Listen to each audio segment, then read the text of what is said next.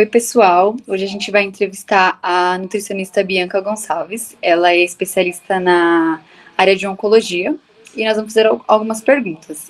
Pode se apresentar? Boa tarde a todos. Meu nome é Bianca, então sou nutricionista desde 2019. Me formei pelo Centro Universitário São Camilo. E aí eu fiz um aprimoramento no Hospital Albert Einstein na área de oncologia e hematologia.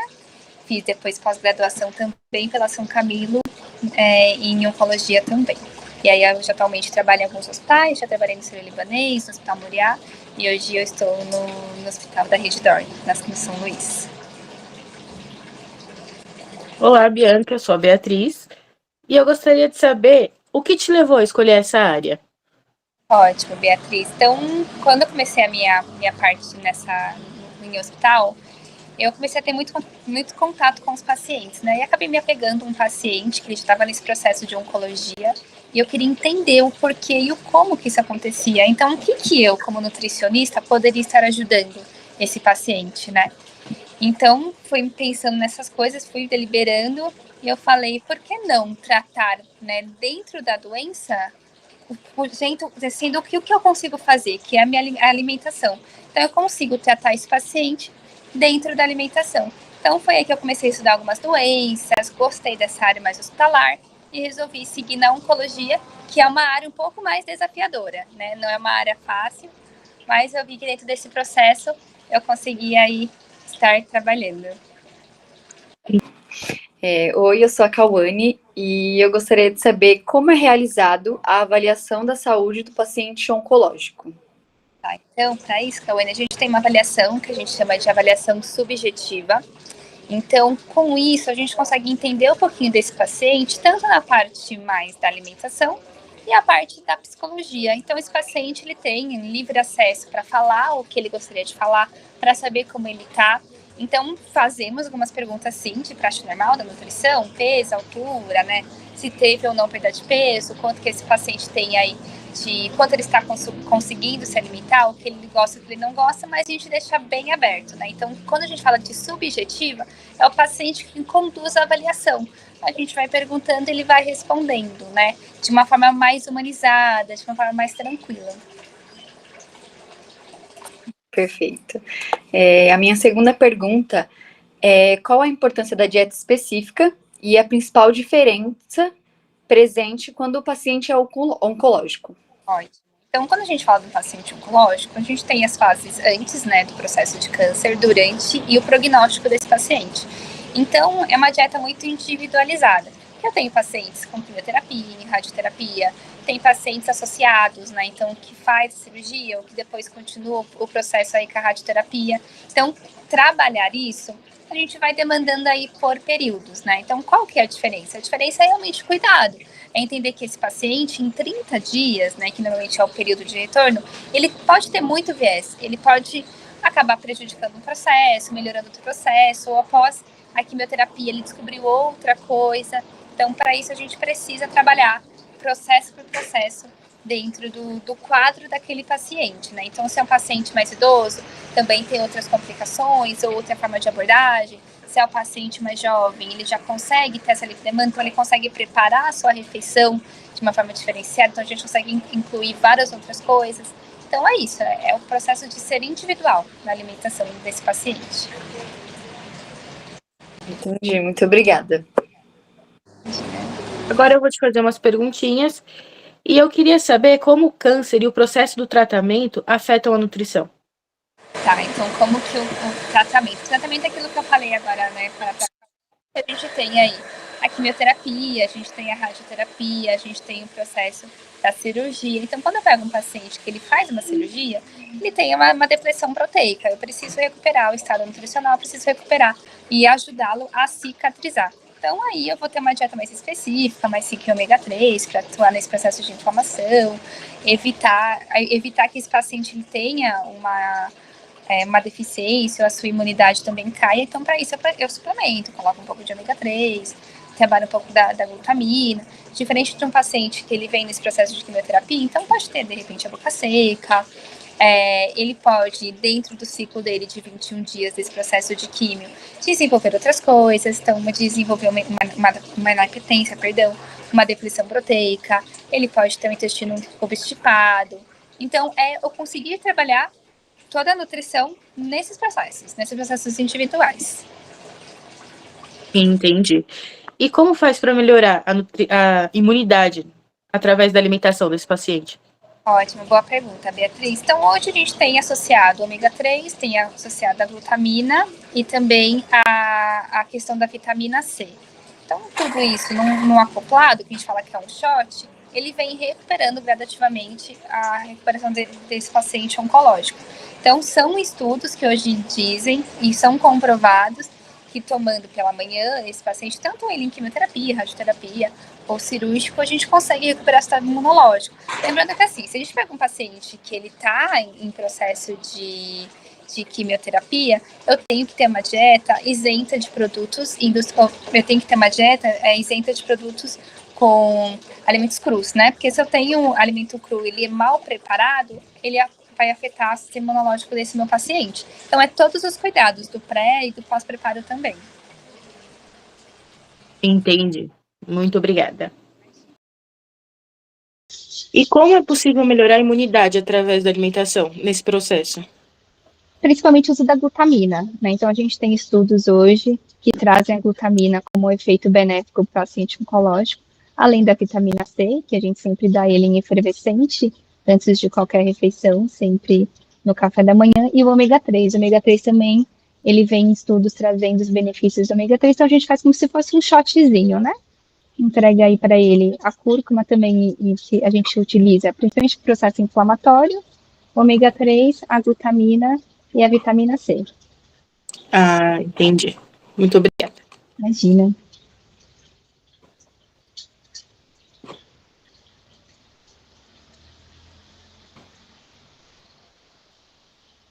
Acho que o som dela tá fechado. Lô, você precisa abrir seu som, seu microfone. Agora foi, a gente não estava conseguindo. Estava apertando. Boa tarde, meu nome é Lorena. Boa E tarde. a minha primeira pergunta qual a dificuldade que o paciente normalmente ele relata em seguir o plano alimentar?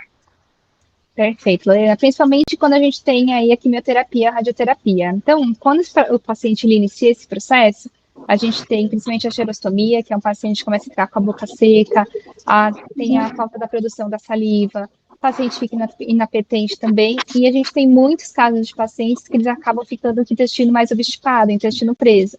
Então, são condições que, assim, são ciclos, né? Então, vamos pegar um exemplo de uma quimioterapia, a gente tem um ciclo, no primeiro ciclo, o paciente pode apresentar uma inapetência. Só que no segundo ciclo, ele apresenta uma obstipação. Então, cada tipo de quimioterapia e cada forma invasiva, porque a gente tem, são várias medicações.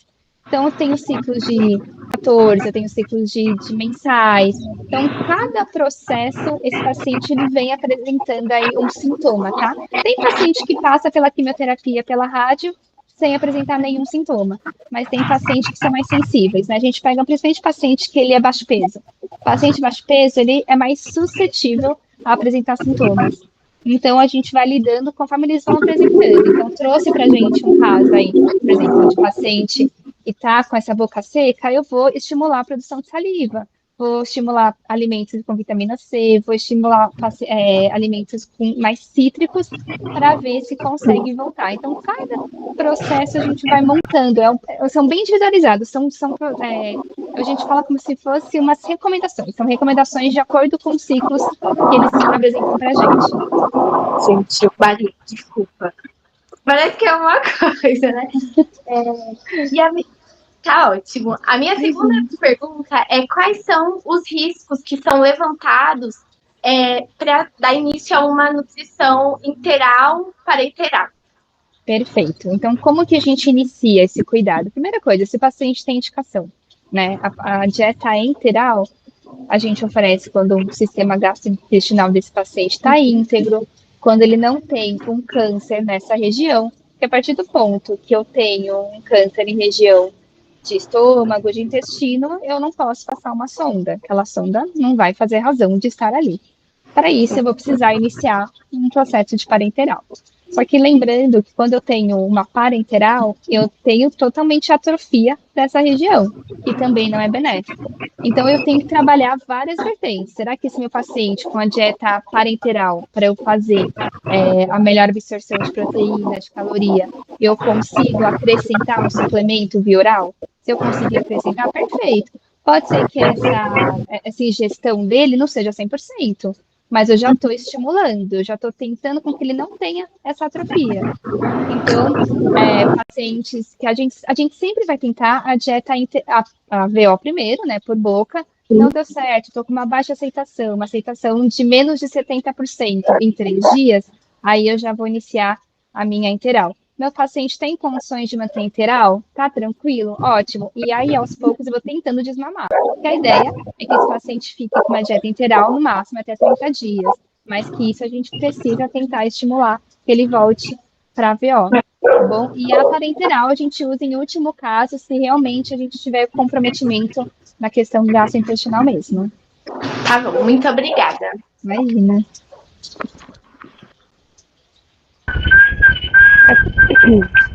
Gente, desculpa pela minha voz, eu tô meio rouca. Bom, boa tarde, meninas, boa tarde, Bianca. Eu sou a Larissa. E a minha primeira pergunta é dentro da desnutrição e o câncer. Como evitar a perda de peso indesejada? Perfeito. Acho que quando a gente fala sobre isso, Larissa, a gente fala sobre como que esse paciente vem para a gente. Se esse paciente ele já vem desnutrido, esse paciente, às vezes, ele não sabe que ele tem um câncer, porque tem muitos casos que a gente acompanha, do paciente que ele chega com baixo peso, ele já chega com uma inapetência, mas dentro do contexto dele, isso é normal. Eu perdi peso, é normal. Mas quantos quilos o senhor perdeu em um mês? Eu perdi mais de 10. Isso não é normal. Isso já é característica de paciente grave. Então, o que a gente tem que sempre analisar? Exames. Então, nós nutricionistas, podemos fazer a prescrição de exames de sangue, faz a prescrição para esse paciente, acompanha esse paciente mais de perto, pergunta se ele fez um check-up, como que tá, tudo até para a gente poder entender o que foi essa perda de peso, né? A partir que esse paciente com perda de peso, ele chega para a gente, a nossa ideia é recuperar, eu preciso recuperar o peso dele, o peso normal, para depois fazer o ganho de proteína, o ganho de caloria, nesse contexto todo. Então, aí eu vou trabalhar com ele, o consumo de proteína, se ele faz ou não uma atividade física, como que é o ambiente desse paciente? Ele vive num ambiente estressante? Ele vive num ambiente tranquilo? Porque o estresse também faz, ainda mais esse paciente que já tem um baixo peso, favorece aí um catabolismo, eu perco peso. Então, se é um paciente idoso, eu tenho risco de sarcopenia, um paciente que já veio sarcopênico, que é associado à sarcopenia, a gente tem também a caquexia. Então, eu preciso entender da onde vem e qual que é o câncer desse meu paciente. Né? É tudo um estudo. A gente fala que o câncer ele é tudo um estudo. Quando a gente pega um paciente desse, a gente tem que entender o antes para entender o processo e para entender o prognóstico. É mais isso mesmo. Certo. E a minha segunda pergunta são quais alimentos que são mais indigestos nesse período de quimioterapia? E se existe algum alimento que é extremamente proibido? Alimentos proibidos. Não existe. Existe o que a gente tem que evitar, que a gente dá tipo recomendação geral. Que é presunto, queijos amarelos, né? Tudo que for fermentativo para esse paciente, a gente precisa restringir. Por exemplo, se o paciente já está num processo inflamatório, e eu sei que nessa questão a lactose e o açúcar pode fermentar, eu vou restringir.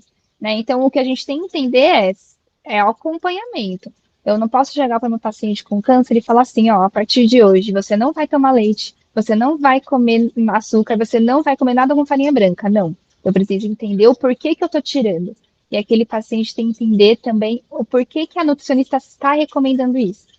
Não é porque eu tenho um processo inflamatório que eu vou restringir a alimentação, senão acontece ao contrário. A gente vai perder vitamina, vai perder nutriente, vai perder proteína nesse paciente, e agora ele não está em processo de perda, ele precisa ganhar. Tá? Então, falando sobre quais são os alimentos proibidos, não existe. Existe sim se eu tenho um processo inflamatório e eu vou diagnosticando o que ele pode ou não consumir. Certo, muito obrigada.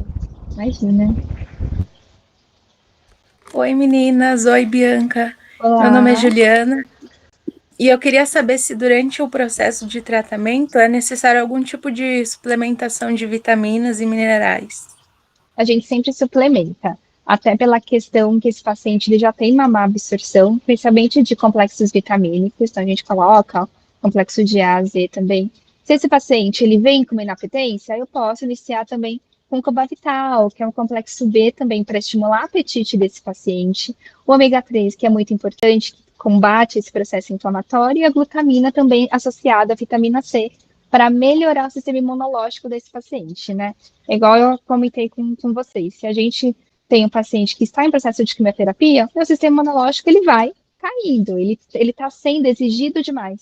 E aí eu inicio com esses suplementos e mantenho, né? Então, até todo esse processo de cuidado com o meu paciente, quando ele tem alta da nutrição, ele vai manter a suplementação. A suplementação é de uso contínuo. A gente sempre fala que é para o resto da vida desse paciente. Sim, e a partir de qual momento que a gente deve entrar com os cuidados paliativos? Ótima pergunta, Juliana. Cuidados paliativos. Então, hoje em dia é um assunto muito discutido e às vezes ele não é bem aceito, né? De acordo, até pelo grau de instrução que a gente fala do acompanhante, de quem está com esse paciente, porque é muito diferente você paliativar um paciente idoso e você paliativar um paciente de 30 anos, né? Então, por quê? Porque, na nossa visão, um paciente de 30 anos é um paciente jovem. Ele tem ainda condições de lutar a vida, mas se ele já está num câncer de fase terminal, por que eu não posso dar um conforto para esse paciente? Por que eu não posso trazer, evitar essas medicações invasivas, evitar a absorção de outras medicações que a gente sabe que naquele momento não vai surgir efeito, não tem mais efetividade, né, de aumento de droga. Então, hoje, os cuidados paliativos, ele precisa ser acompanhado do paciente com câncer desde o início. Que as pessoas normalmente deixam para fazer o paliativo quando já está realmente no seu último estágio e não tem a preparação da família, não tem a preparação dos amigos. Então, a gente fala que os cuidados é bem do início do câncer. Então, já começou, né, está investigando esse câncer, vamos já iniciar com os cuidados paliativos, que é uma conversa. Nada mais é do que a psicologia, da gente entender que trazer o conforto para aquele paciente no momento é o principal, porque a gente confunde, né? Qual que é a vontade do paciente com a vontade do acompanhante? Porque, às vezes a vontade do acompanhante é que aquele paciente, obviamente, esteja com ele, mas a vontade do paciente também é muito importante a gente entender. E a gente, às vezes, consegue optar pela própria escolha do paciente. Então, paciente lúcido, tem 30, tem 40 anos, ele faz a escolha, né, dentro claro, da fase terminal, a gente fala, né? Ele tem a opção de escolher, né, se ele quer essa questão mais invasiva, se ele quer esse cuidado. Então, os cuidados paliativos é uma área que ela precisa ser mais explorada e mais entendida de quem está por fora. Porque quem está de dentro entende a importância, mas quem está de fora ainda não entende o que é importante para o paciente, esse conforto. Entendi, muito obrigada. Imagina.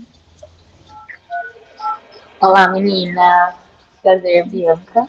Prazer. Eu vou fazer a última pergunta, né, do nosso quiz, né? E, assim, a pergunta é, qual a maior dificuldade que você tem como nutricionista que você se encontra nessa área? Perfeito, Karina. Acho que a maior dificuldade é exatamente entender esse processo de morte, né? Entender como lidar com isso. Então, que o seu paciente, na hora que você está fazendo tudo por ele. Só que tem um momento que ele também tem a função dele e a função dele foi cumprida. Então, a gente tem essa dificuldade de entender, mas será que eu fiz o que precisava ser feito? Será que faltou isso? Então, eu acho que dentro da área da oncologia, para mim, essa foi a parte que eu precisei trabalhar em mim, do quanto aquele paciente foi importante, do quanto eu fiz por ele, até pelo próprio processo de morte, né? Então, entender que as mortes, que nem falei, você pega um paciente idoso, é diferente. Você pega um paciente jovem, que você vê, você sendo jovem, você vê aquele outro paciente na sua frente, com as mesmas características que você, mas que ele não, né, no momento, o desfecho dele é um desfecho negativo. Então, entender né? Fazer conscientemente que você fez a sua parte e que ele descansou. Então, para mim, isso foi o ponto de morte mesmo, de entender e trabalhar os cuidados paliativos. Por isso que eu falo, a nutricionista que ela é oncológica, ela tem que estar muito relacionada aos cuidados paliativos também, que a gente trabalha principalmente uma nutrição humanizada. Entendi. Eu imagino mesmo, não deve ser fácil. Exatamente. Era somente isso mesmo. As meninas vão falar mais alguma coisa?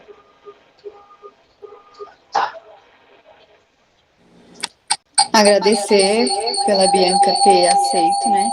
Eita, só um minuto, deixa eu pausar aqui.